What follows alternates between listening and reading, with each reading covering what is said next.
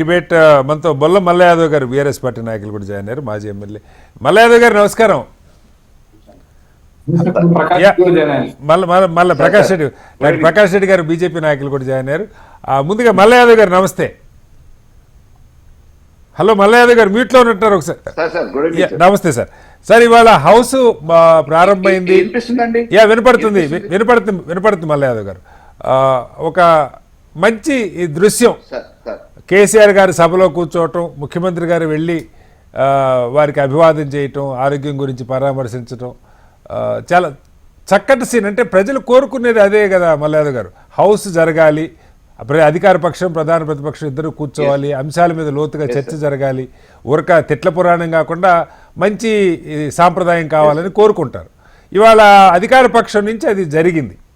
కానీ దురదృష్టం ఏంటంటే అటు సభానాయకుడి దగ్గరకు వస్తున్నప్పుడు కేటీఆర్ గారు కానీ కౌశిక్ రెడ్డి గారు కానీ కనీసం వాళ్ళ స్థానాల్లో గౌరవంగా లేచి నిలబడలేదన్నది ముఖ్యమంత్రి గారు పట్టించుకున్నారు లేదో కానీ సోషల్ మీడియాలో అయితే అదొక ప్రచారం నడుస్తోంది, జరిగిన సంఘటన.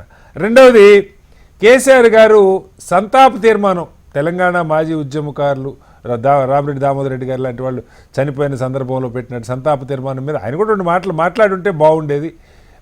సభ మధ్యలోనే ఆయన వెళ్ళిపోవటం, సంతాప తీర్మానం పూర్తి కాకుండానే రోజంతా చర్చలో పాల్గొనకపోవటం, మళ్ళీ పాత పద్ధతే కొనసాగిపోతున్నారు. 2 ఏళ్లుగా ఆయన ఎప్పుడు సభలో ఒక రోజంతా కూర్చొని చర్చలో పాల్గొన్న సంఘటన లేదు. అది జరగాలని సమాజం కోరుకుంటుంది. అది జరుగుతుందా, ఏం చెప్తారు మల్ల యాదవ్ గారు? హలో మల్ల యాదవ్ గారు, మాట్లాడండి. మల్ల యాదవ్ గారిది ఫ్రీజ్ అయింది. ఒకసారి గౌరవించాల్సిన బాధ్యత వస్తుంది. చెప్పండి సార్. మ్యూట్లో లేదు. మాట్లాడండి సార్, మాట్లాడండి. మాట్లాడండి, వినపడుతుంది సార్, మాట్లాడండి సార్. ఇప్పుడు ఒక సాంప్రదాయాన్ని గౌరవించాల్సిన బాధ్యత మనందరి మీద ఉంది. అసెంబ్లీ అనేది ఎంతో గౌరవప్రదమైన వేదిక. ఆ వేదికలో ఇచ్చిపుచ్చుకోవటం గౌరవం అనేది అందరికి సంబంధించిన విషయం. రేపు భావితరాలు కూడా నేర్చుకోవాలి. ఆ సాంప్రదాయాన్ని కొనసాగిస్తున్నందుకు ముఖ్యమంత్రి రేవంత్ రెడ్డి గారు కూడా మేము అభినందనలు తెలియజేస్తాం. అయితే ఈ రోజు జరిగిన చర్చ ఏంటి? కేవలం సంతాప తీర్మానాల మీద సభ వాయిదా వేస్తాం. సో దానికి సంబంధించి మా పార్టీ ప్రతినిధులు 2 నిమిషాలు మౌనం పాటించడంతో పాటు వారి గురించి 2 మాటలు చెప్పడం అనేది ఆనవాయితీగా జరిగే ప్రక్రియ. ఆ క్రమంలో ఈ రోజు మా పార్టీ ప్రతినిధులు కూడా ఉంటున్నారు. ఇప్పుడు ఒక వ్యక్తి గురించి మాట్లాడుతున్నప్పుడు వారి చరిత్ర గురించి కూడా మాట్లాడాల్సిన అవసరం ఉంటది. తెలంగాణ ఉద్యమాన్ని ప్రారంభించి అందరినీ కలుపుకొని 14 సంవత్సరాలు పోరాటం చేసి ఈ రాష్ట్రాన్ని సాధించిన నాయకుడు ఈ రాష్ట్ర బాగోగుల గురించి కూడా మాట్లాడతారు. అసెంబ్లీ వేదికగా మాట్లాడాల్సిన అవసరం ఉంది. ఇవాళ అధికారం ఉండొచ్చు, ఇవాళ ప్రతిపక్షం ఉండొచ్చు, కానీ ఈ తెలంగాణ ప్రజల బాగోగుల గురించే ఉద్యమం మొదలుపెట్టి రాష్ట్రాన్ని సాధించిన నాయకుడు ఈ తెలంగాణ రాష్ట్ర ప్రజల బాగోగుల గురించి కరెక్టే సార్. మాట్లాడాలనే కోరుకుంటున్నారు. ఇప్పుడు ఇవాళ ప్రభుత్వం మంచిగా ఎంత రిసీవ్ చేసుకున్నారు, అందరం మాట్లాడుతున్నారు. రేపొద్దున వాళ్ళు ఏమైనా అగౌరవంగా మాట్లాడితే మళ్ళీ దాని మీద కూడా నేనే చర్చ పెడతా. కానీ ఆయన కూర్చోవాలి కదా హౌస్ లో. ఇప్పుడు ఇంకా సమయం ఉందండి. వాళ్ళు 4 రోజులు 5 రోజులు అని అంటున్నారు.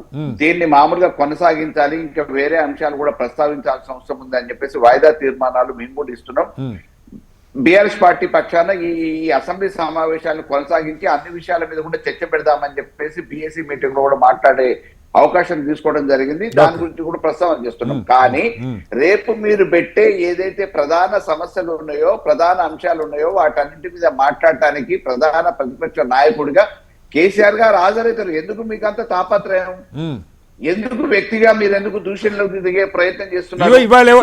రేవంత్ రెడ్డి గారు గౌరవించి మాట్లాడుతున్నారు. మల్ల యాదవ్ గారు రాజకీయాల్లో ఏ రోజుకి ఆ రోజే.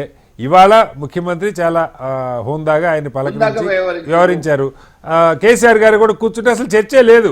మేమంతా ఆతృతగా 2వ తారీఖు నుంచి ఏం చర్చ జరగబోతుందని ఆలోచించేవాళ్ళం.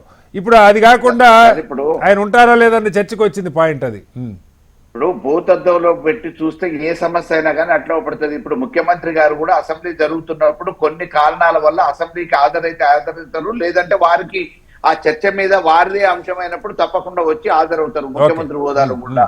ముఖ్యమంత్రి గారు కూడా 24 గంటలు అసెంబ్లీ జరుగుతుంది కాబట్టి కుర్చీలో నుంచి కూర్చోకుండా వాళ్ళ సీట్లో నుంచి కూర్చోకుండా ఉండే సాంప్రదాయం గతంలో లేదు, రేపు కూడా ఉండదు.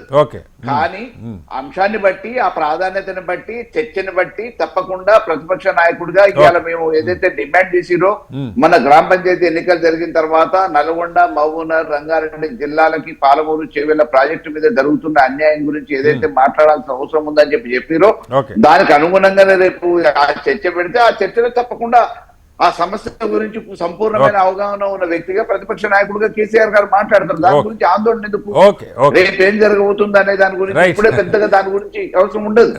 డెఫినెట్ గా మాట్లాడతారు.